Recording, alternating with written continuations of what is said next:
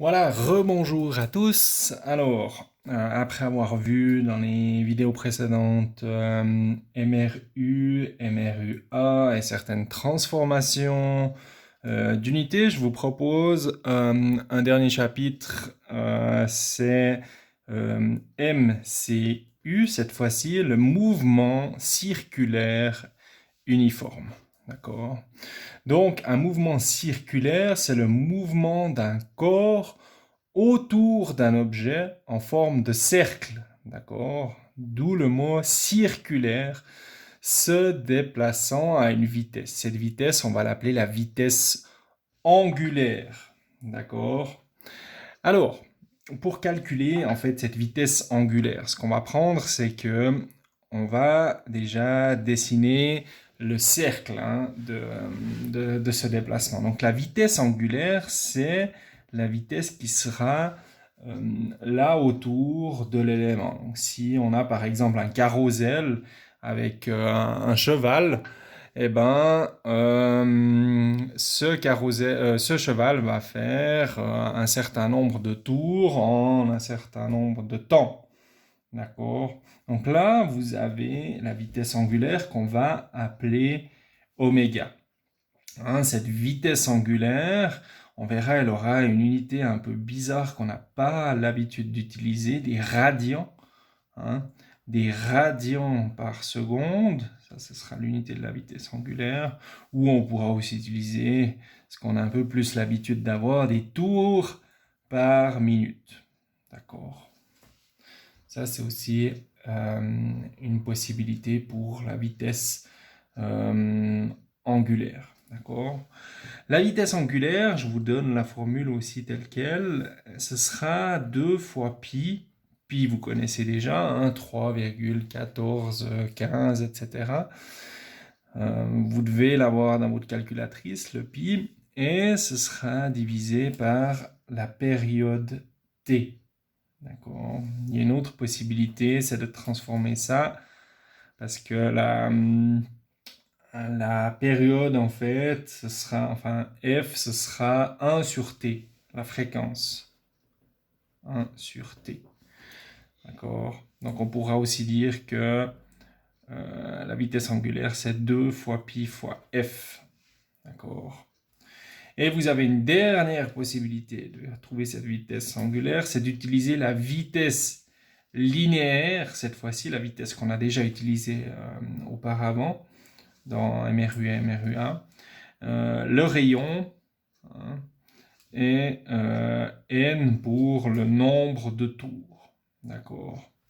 Donc si je fais un petit résumé, on a oméga qui est la vitesse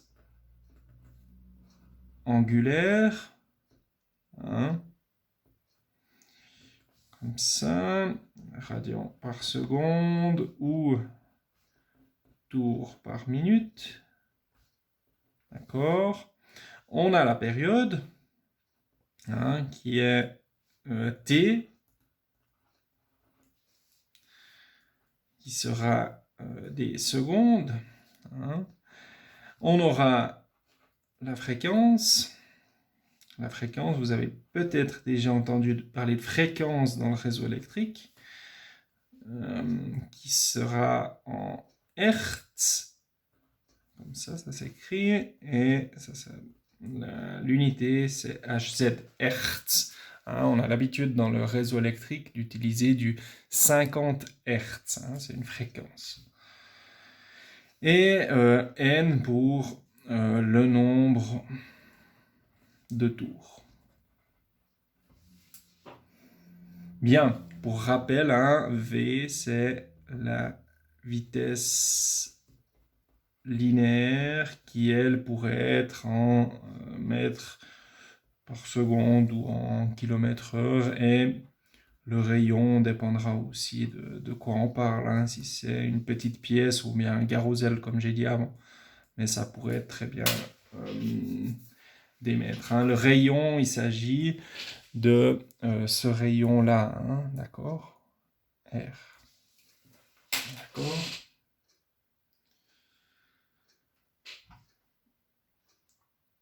Euh, rappel peut-être pour certaines formes hein, qu'il existe dans tout ce qui est les cercles par exemple. Hein. Je vais peut-être prendre encore une feuille pour vous présenter ces différentes formes. Hein. Je vais appeler ça forme, d'accord. Et pour ça, si on prend un cercle tout simple, hein, puis je vous demande de calculer le périmètre hein, ou la circonférence, ce sera le tour, hein, d'accord. Donc, si je dessine la circonférence, ce sera bien le tour, hein, d'accord. Donc, le périmètre, ou on appelle ça aussi la circonférence. Voilà. Donc ça se calcule, hein, j'utilise P pour le périmètre, ce sera pi fois D, d'accord? Ou si vous n'avez pas D, hein, D c'est le diamètre, hein, le diamètre D, attention à ne pas confondre avec la distance si vous utilisez D pour la distance. Et là aussi, vous aurez aussi le rayon, hein, d'accord, qui sera bien évidemment la moitié du diamètre. Hein. Donc, on peut aussi écrire ça comme étant 2 fois pi fois r ou pi fois 2r, hein, d'accord, égal. Vous qui voyez ce qui vous convient le mieux. Donc là, on utilisera tout le temps la même unité. Hein. Si vous cherchez un périmètre en mètres, ben vous utiliserez aussi pour la distance des mètres et puis pour le rayon, bien évidemment, aussi des mètres. Donc ça, c'est pour le périmètre ou la circonférence. Après, on passe à la surface. Cette fois-ci, si je refais mon cercle, la surface, ce sera ce que vous avez en hachuré. Hein. Donc ça veut dire une certaine surface hein, en mètres carrés. Là, on parle de, je ne sais pas, par exemple, si vous achetez un terrain à bâtir, vous allez acheter un prix au mètre carré. D'accord. Donc c'est une surface que vous allez acheter. D'accord. Pour calculer la surface hein, d'un cercle, hein, si je prends ce qui est hachuré, pour calculer la surface, ce sera pi fois r carré. Hein. Vous avez aussi la possibilité, si le rayon est là, mais si vous n'avez pas le rayon, mais vous avez le diamètre, hein, on pourra toujours soit calculer le rayon en faisant diamètre divisé par 2, mais vous pouvez aussi faire la formule directe en faisant pi fois d carré sur 4, ça fonctionne aussi très bien. Alors les deux possibilités, soit vous faites en 2 étapes, comme ça, soit vous pouvez aussi faire en une étape avec cette formule-là. D'accord. Donc ça, c'était pour ce qui était des périmètres et surfaces. Maintenant, on ajoute quand même un petit level encore pour ce qui est du volume. Hein. Ce sera le volume d'un cylindre.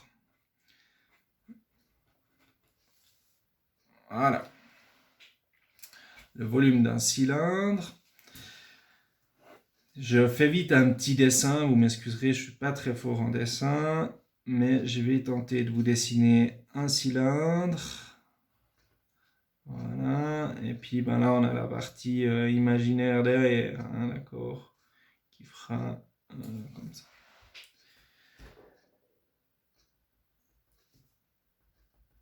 Voilà. Donc là vous avez un cylindre, et puis ça vous savez depuis longtemps, c'est que vous allez calculer la base, hein, si j'assure, ou bien peut-être je quadrille pour varier un petit peu, je quadrille la base, vous allez faire la base fois la hauteur pour ce qui est des cylindres. D'accord. Donc, vous allez refaire le calcul de cette surface-là, et cette fois, vous allez la multiplier par la hauteur pour trouver le volume. Hein. Donc, ce sera la surface qu'on a calculée juste avant, fois la hauteur. Pour autant que ce soit quelque chose de circulaire, toujours. Hein. D'accord. pour autant que ce soit un cylindre. Et là, vous trouverez, avant on a parlé d'une surface en mètres carrés, hein, alors qu'avant on était toujours dans les mètres pour tout ce qui était les périmètres et circonférences. On est passé à une surface, qui sont devenus des mètres carrés, et là, en fait, quand vous multipliez des mètres carrés par des mètres, eh ben, automatiquement, l'unité deviendra des mètres cubes, hein. Là, on parle souvent pour ce qui est des liquides, hein. Par exemple, on va vous facturer, la commune va vous facturer les nombres de mètres cubes d'eau que vous consommez pour une certaine période, d'accord? Donc là, on utilise tout ce qui est des volumes, hein, d'accord? Ça peut être des volumes liquides ou quoi que ce soit. Donc là, n'oubliez pas, hein, vous avez de nouveau un certain rayon ou un certain diamètre, hein. Si je prends vraiment toute la largeur, là, vous aurez un certain diamètre. Et puis, la circonférence, c'est bien toujours le tour, hein. Donc, n'oubliez pas ça. Si jamais vous voulez voir une forme qui est un peu mieux dessinée, je vous laisserai aller voir la théorie sur MRU, MRUA, MCU. Dans mon PowerPoint, la dernière page, page 12, vous avez le dessin de ce volume que je viens de vous présenter. Voilà, c'est terminé pour MCU et pour le calcul des différentes formes.